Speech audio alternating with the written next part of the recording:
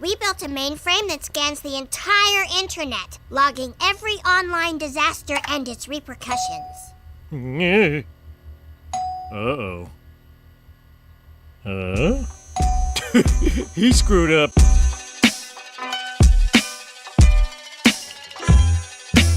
Every year, my brain picks one cartoon and one live action show to be obsessed with. And last year, those two were Bob's Burgers and Living Single, which has clearly had no effect on my work at all whatsoever, no way. Definitely didn't create a whole new running joke just with the Living Single intro. That shit don't even sound like me, bro.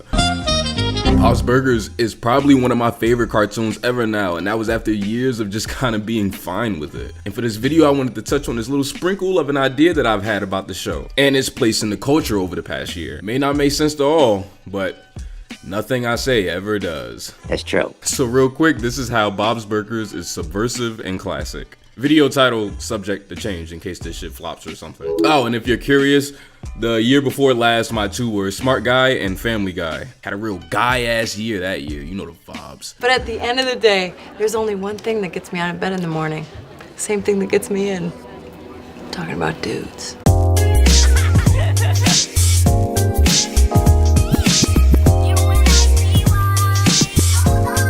Terrific to reach, Lucy's.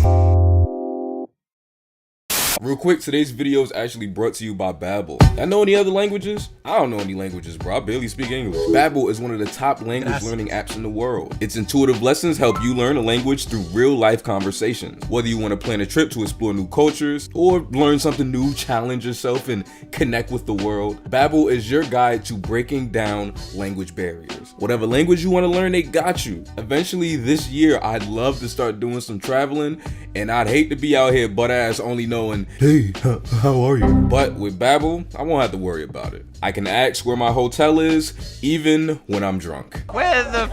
Lynch, how do you say where is the hotel? Hotel. Donde está la hotel that we were staying at? You better talk about it, bruh. Just click the link in the description to get 60% off your subscription with Babbel. Just click the link in the description to get 60% off your subscription with Babbel.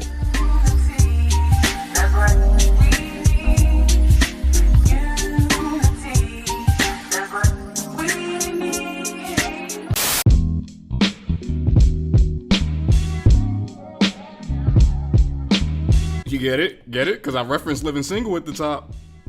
Ah, you get it, man. Fuck out of here. You get it. Bob's Burgers is a show about a guy named Bob that lives on top of a burger spot that he runs with his family, his wife Linda, and their three kids, Tina, Jean, and Louise. The series has direct DNA attached to shows like Home Movies, a show with really wild escalating situations, but all told through this conversational tone. But one of the main things that I hear people point out about Bob's Burgers, even myself, is that it is inherently wholesome in nature. Unless it's a relationship like Bob and Jimmy Pesto, the show goes out of its way to let you know that by the end of the episode, none of these characters hate each other. There's this very strong love and fondness that the characters have for each other. You're never left questioning someone's pure intentions. And I think because of this aspect of the show, the series is not only more subversive in recent years, but its existence enhances every single adult animated show around it, especially the ones on the same block. In 1989, when The Simpsons premiered, it was different for a lot of reasons. It was a successful animated primetime show that hadn't happened since the Flintstones over 20 years before it. And in case any of you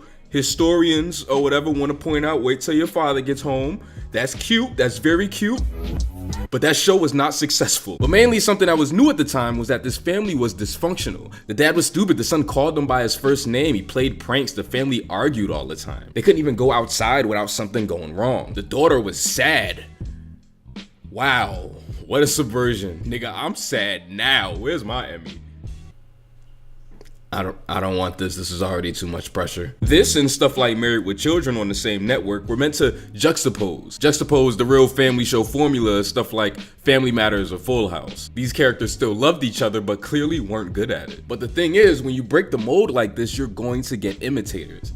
and not just imitators, but like escalations, right? You start off with Bart talking back to his mother, but then suddenly you have Stewie trying to kill his. You start off with Homer thinking that he sees aliens, but it's actually his boss, and you suddenly have Cartman getting his ass probed by aliens. But after a while, every show tried really hard to elevate the formula that in itself was based on subversion. Maybe a week ago, something like that, I put out this tweet. And every once in a while, I get a reply saying, "This isn't a trope, you just like healthy relationships." Okay, first of all, fuck off my posts.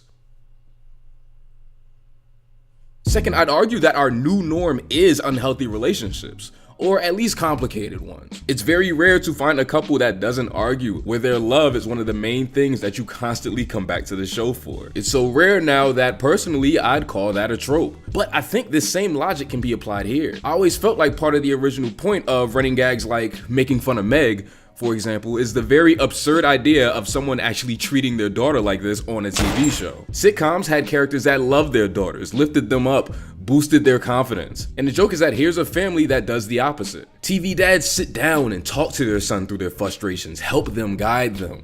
Well, here's one that gets so upset that he cartoonishly strangles him. TV dads provide wisdom and affirm leadership to their families. And here's one that's so stupid, you wonder how he even made it out of bed this morning. But the thing is that it was cute when The Simpsons did it, or Family Guy did it, or South Park did it. Because it was still new, it was still subversive. It was still building on that idea of how far can we push this. But as the years go on and more cynical adult animated shows are made, this idea is no longer subversive, it's the norm. This is not a play on what a TV family is anymore. This is just what an adult animated family is, period. The dysfunction means nothing when there's no examples of what the function even is anymore. And I think that's where a show like Bob's comes in and is important. It helps maintain that contrast. They're wacky and over the top, but I wouldn't call them dysfunctional. Dysfunction means deviating from the norms of social behavior in a way regarded as bad. Just last week, Linda spent her Mother's Day massage helping Louise out with a class project. Any nigga regarding that as bad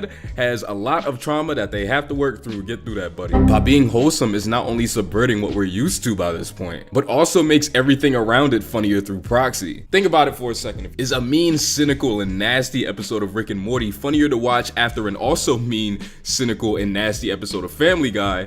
Or is it funnier to see this hateful little interdimensional cartoon after having your heart warmed by burger people? Even if your answers vary, I do think that most people can understand what I'm trying to get at here. And I want to be totally fair, I think the playing field has definitely kind of leveled in recent years. Family Guy hasn't allowed the family to make fun of Meg in years. And Homer in the current season of The Simpsons might be one of the sweetest male characters I've ever seen in an adult animated show. So while everything isn't as drastic as it was, I'll say 5 years ago, I do think that this is an interesting concept regardless. Shows like Great North, Central Park, Bless the Hearts, these wholesome ass shows are some of the only things making their peers that clearly outnumber them stand out. I think we need to push for more shows like this, not only because the world would be so much better if there was more loving media to consume, but also to help reestablish that balance. We're always talking about balancing different art styles or balancing comedy cartoons and action cartoons, all really important stuff as well, totally. But I think we need more of a balance in tone and attitude in the soul of these cartoons, because maybe, just maybe, I don't want my fucking characters to hate each other all the damn time. Bob's Burgers is subversive because it dares to bring back an old norm. To have a dad who cares, who listens, who spends time with his kids and cares about their emotions. To have siblings who love each other and look out for each other, whose main function isn't to argue with each other or be neglected. To have a loving mother who isn't overly sexualized half the time. Even though them shits is alright. To have a family that loves each other no matter what. Well, a family that makes burgers, they definitely don't have any beef. You love it. Fuck out of here. You love it. Don't act like you